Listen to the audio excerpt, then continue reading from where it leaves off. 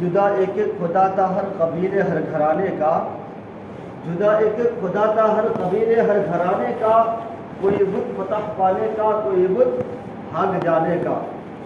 وہی کعبہ جسے پیغمبروں کی سجدگاہ کہیے، وہی کعبہ جسے پیغمبروں کی سجدگاہ کہیے، وہی کعبہ جسے تقدیس کا نوری نگاہ کہیے، اسی کعبے کو یاروں نے صنم خانہ بنا ڈالا، دلوں سے ظالموں نے نقش وحدت کا مٹا ڈالا۔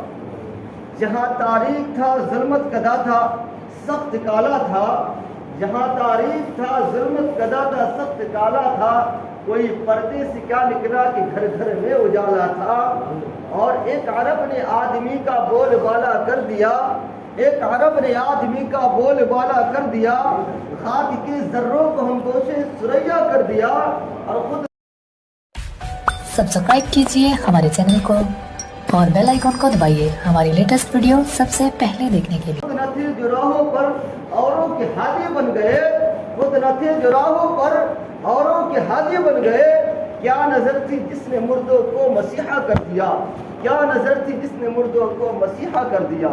محترم معزز سامعین کرام، میں نے آپ کے سامنے جس آیت کریمہ کی تلاوت کی، اللہ رب العزت قرآن عظیم میں فرماتا ہے کہ لقد من اللہ علی المؤمنین اذ بعث فیہم رسولا، کہ اللہ نے مومنوں پر احسان فرمایا کہ ان میں اپنا پیارا رسول بھیجا۔ محترم معزز سامعین کرام، غور کرنے کا مقام یہ ہے کہ اللہ تعالیٰ نے ہمیں بے شمار نعمتیں عطا فرمائی، دیکھنے کے لیے آنکھ جیسی نعمتیں عطا فرمائی، سننے کے لیے کان جیسی نعمتیں عطا فرمائی، چلنے کے لیے پیر جیسا نعمتیں عطا فرمایا، صحت و تندرستی دی، جسم دیا، بدن دیا، بہت ساری نعمتیں اللہ نے عطا فرمائی۔ یہاں تک کہ اللہ خود قرآن عظیم میں فرماتا ہے وَإِن تَعُدُّوا نِعْمَةَ اللَّهِ لَا تُحْصُوهَا، کہ اگر تم اللہ کی نعمتوں کا شمار کرنا چاہو تو اس کا شمار نہیں کر سکتے۔ اتنی ساری اللہ نے نعمتیں عطا فرمائی۔ اور سورہ رحمان میں فرماتا ہے فَبِأَيِّ آلَاءِ رَبِّكُمَا تُكَذِّبَانِ، تم اللہ کی کون کون سی نعمتوں کو جھٹلاؤ گے۔ غرض کہ اللہ نے ہمیں طرح طرح کی نعمتیں عطا فرمائی، لیکن کہیں پر احسان نہیں جتلائے کہ لوگوں، اے مومنوں، اے میرے بندوں سنو، میں نے تمہیں آگ جیسی نعمتیں عطا فرمائی، میں نے تم پر احسان کیا، میں نے تمہیں چلنے کے لیے پیر جیسی نعمتیں عطا کی، میں نے تم پر احسان کیا۔ حالانکہ آنکھ کی قیمت اگر جاننا ہو تو اس سے پوچھو جو اندھا ہو، جو دیکھ نہیں سکتا ہو۔ یقیناً جب تم اس سے پوچھو گے کہ آنکھ کی اہمیت کیا ہے، اس کی قیمت کیا ہے، تو یہی کہے گا کہ میں دنیا میں جی تو رہا ہوں، سوچ سکتا ہوں، سمجھ سکتا ہوں، باتیں کر سکتا ہوں، لیکن دنیا کی خوبصورتی کو نہیں دیکھ سکتا، میں دنیا کے لوگوں کو نہیں دیکھ سکتا۔ اتنی بڑی بڑی نعمتیں اللہ نے ہمیں عطا فرمائی ہے، لیکن کہیں پر احسان نہیں جتلایا۔ یہاں تک کہ تمام انبیاء کرام کو بھیجا، احسان نہیں جتلایا۔ حضرت آدم کو صفی اللہ بنا کر بھیجا ہے، احسان نہیں جتلایا ہے۔ حضرت نوح کو نجیب اللہ بنا کر بھیجا، احسان نہیں جتلایا۔ حضرت ابراہیم کو خلیل اللہ بنا کر بھیجا، لیکن احسان نہیں جتلایا ہے۔ حضرت اسماعیل کو ذبیح اللہ بنا کر بھیجا، لیکن احسان نہیں جتلایا۔ حضرت عیسیٰ کو روح اللہ بنا کر بھیجا، احسان نہیں جتلایا۔ غرض کہ کم و بیش 1,00,000 انبیاء کرام کو اس دنیا پر بھیجا، لیکن احسان نہیں جتلایا ہے۔ لیکن جب اپنے محبوب کی باری آتی ہے، اپنے حبیب کی باری آتی ہے، تو اللہ تعالیٰ فرماتا ہے اے مومنو، اللہ نے تم پر احسان فرمایا کہ اللہ نے تم میں اپنا ایک پیارا رسول بھیجا۔ اتنی ساری انبیاء کرام، اتنی ساری نعمتیں، لیکن کہیں احسان نہیں جتلایا۔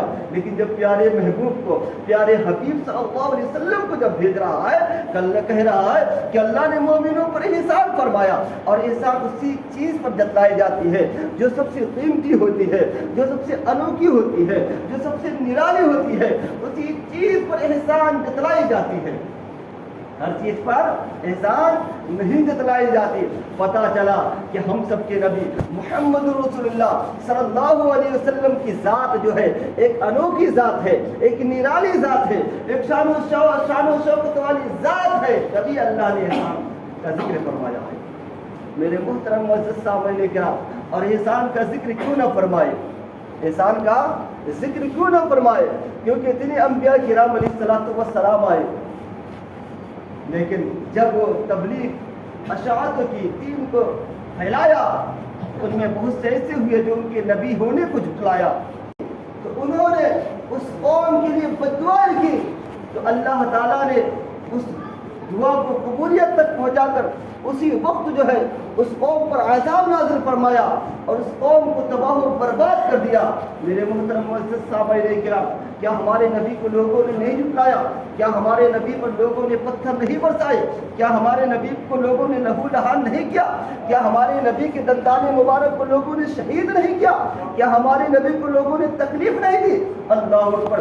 تاریخ اٹھا کر دیکھو، جتنا ہمارے نبی کو ستایا گیا قسم خدا کہ کسی نبی کو نہ ستایا گیا ہوگا۔ جتنا ہمارے نبی کے شان میں بکواسیں کی گئی ہے اتنا کسی نبی کے شان میں بکواسیں نہ کی گئی۔ جتنا ہمارے نبی پر پتھر برسائے گئے کسی نبی پر اتنے پتھر نہیں برسائے گئے ہوں گے، لیکن نبی کی شان دیکھو، نبی کی رحمت دیکھو۔ جب صحابہ کرام آپ کی بارگاہ میں عرض کرتے تھے یا رسول اللہ صلی اللہ علیہ وسلم آپ اس قوم کے لیے بد دعائیں کیوں نہیں فرما دیتے کہ اللہ تعالیٰ اس کو تباہ و برباد کر دے؟ اللہ کے نبی صلی اللہ علیہ وسلم فرماتے ہیں کہ اگر میں بد دعائیں کر دوں تو یقیناً میری بد دعا سے جو ہے یہ پوری قوم تباہ و برباد ہو جائے گی۔ لیکن نہیں، میں ان کے لیے بد دعائیں کرنے کے لیے نہیں بلکہ ان کو دعا دینے کے لیے آیا ہوں، ان کو ہدایت کے راستے پر لانے کے لیے آیا ہوں۔ وما ارسلناک الا رحمۃ للعالمین، اے محبوب ہم نے آپ کو سارے جہان کے لیے رحمت بنا کر بھیجا۔ وہ عالم کی رحمت ہے، کسی عالم میں رہ جاتے یہ ان کی مہربانی ہے کہ عالم پسند فرمایا، یہ عالم پسند فرمایا۔ میرے محترم معزز سامعین کرام، اللہ کے نبی صلی اللہ علیہ وسلم کی شان و شوکت تم کہاں کہاں دیکھو گے؟ یہ اللہ کا کرم ہے، اس کا واقعی میں احسان ہے، اس نے ہمیں امت محمدیہ صلی اللہ علیہ وسلم میں پیدا فرمایا۔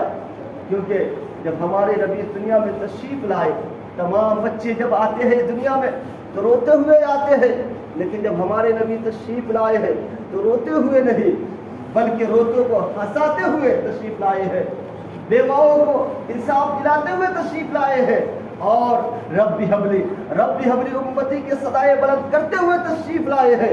اسی کو شاعر اپنے انداز میں کہتا ہے کہ رب حبلی امتی کہتے ہوئے پیدا ہوئے، رب حبلی امتی کہتے ہوئے پیدا ہوئے، رب نے فرمایا کہ بخشا الصلاۃ والسلام، اے شہنشاہ مدینہ الصلاۃ والسلام۔ میرے محترم معزز سامعین کرام، تم نبی کی عنایت کہاں کہاں دیکھو گے، نبی کی رحمت کہاں کہاں دیکھو گے، نبی کا احسان کہاں کہاں دیکھو گے؟ اللہ اکبر! اس دنیا میں تشریف لا رہے ہیں تو رب حبلی امتی کہتے ہوئے تشریف لا رہے ہیں، اور جب اس دنیا میں اپنی زندگی گزار رہے ہیں تو پوری زندگی جو ہے اپنی گناہگار امتیوں کے لیے جو ہے اللہ اکبر ان کی گناہوں کی بخشش مانگ رہے ہیں۔ میرے محترم معزز سامعین کرام، ایک مرتبہ حضرت جبریل امین علیہ السلام آئے اور نبی کی بارگاہ میں عرض کیا یا رسول اللہ صلی اللہ علیہ وسلم آپ یہاں آرام فرمائے، حالانکہ اللہ تعالیٰ نے جہنم کی آگ کو بھڑکا دیا ہے اور 1000 سال تک بھڑکایا ہے تو آگ سفید ہو گئی، پھر 1000 سال تک بھڑکایا تو سرخ ہو گئی، اب 1000 سال تک مزید بھڑکایا ہے تو اب سیاہ ہو گئی۔ تو گویا کہ جہنم کی آگ جو ہے بالکل سیاہ ہے، اس میں روشنی نام کی کوئی چیز نہیں ہے۔ اور اللہ تعالیٰ فرماتا ہے کہ اگر آپ اپنی امتی کی بخشش چاہتے ہیں، اگر آپ اپنی امتی کے گناہوں کی تلافی چاہتے ہیں اور آدھی امتی کی بخشش چاہتے ہیں تو آدھی رات جاگیے، اگر پوری امتی کی بخشش چاہتے ہیں تو پوری رات جاگیے۔ اللہ اکبر! میرے محترم معزز سامعین کرام، رحمت عالم صلی اللہ علیہ وسلم ارشاد فرمائے جبریل سنو، میں اپنی پوری امتی کی بخشش چاہتا ہوں۔ اللہ اکبر! اللہ کے نبی صلی اللہ علیہ وسلم جو ہے ہم گناہگار امتیوں کے لیے پوری رات جاگ رہے ہیں۔ حضرت عائشہ صدیقہ رضی اللہ تعالیٰ عنہ فرماتی ہے کہ اللہ کے نبی صلی اللہ علیہ وسلم جب قیام میں کھڑے ہو جاتے تو اس قدر روتے کہ پوری داڑھی مبارک تر ہو جاتی، رکوع میں جاتے تو اسی قدر روتے، سجدے میں جاتے تو اسی قدر روتے، یہاں تک کہ روتے روتے پوری رات ختم ہو جاتی تھی۔ حضرت بلال رضی اللہ تعالیٰ عنہ جو ہے صبح کی آذان کی صدائیں بلند کر دیتے تھے۔ اللہ اکبر! اسی قدر جو ہے آپ اپنے گناہگار امتیوں کی گناہوں کے لیے رات بھر روتے رہے، رات بھر روتے رہے، یہاں تک کہ خود اللہ رب العزت نے قرآن عظیم میں فرمایا یا ایھا المزمل قم اللیل الا قلیلا نصفہ او انقص منہ قلیلا او زد वज़िद अलैहि वरत्तिल कुरान तरतीला, ये झूठ मारने वाले नबी रात के कुछ हिस्सा में इबादत कीजिए या फिर आधे हिस्से में, या उससे कुछ कम कर दीजिए या कुछ ज्यादा कर दीजिए, या कुरान को ठहर ठहर कर तिलावत कीजिए। अल्लाह के नबी सल्लल्लाहु अलैहि वसल्लम तो मासूम है, क्योंकि नबी जो होता है वो मासूम होता है, उससे गुनाह सजद नहीं हो सकती है। आखिरकार रात रात भर रो रहे हैं, तो क्यों रो रहे हैं? रात भर इबादतें चल रही है, तो क्यों चल रही है? यकीनन ये हम गुनहगार उम्मतियों के लिए दुआ फरमा रहे हैं। ये हम गुनहगार उम्मतियों के गुनाहों के लिए इबादत फरमा रही है। मेरे मुहतरम सामईन किराम, तो नबी की इनायत कहाँ देखोगे? नबी की इनायत कहाँ नहीं देखोगे तुम? हर जगह तुम्हें नबी की रहमत ही रहमत मिलेगी। नबी की इनायत ही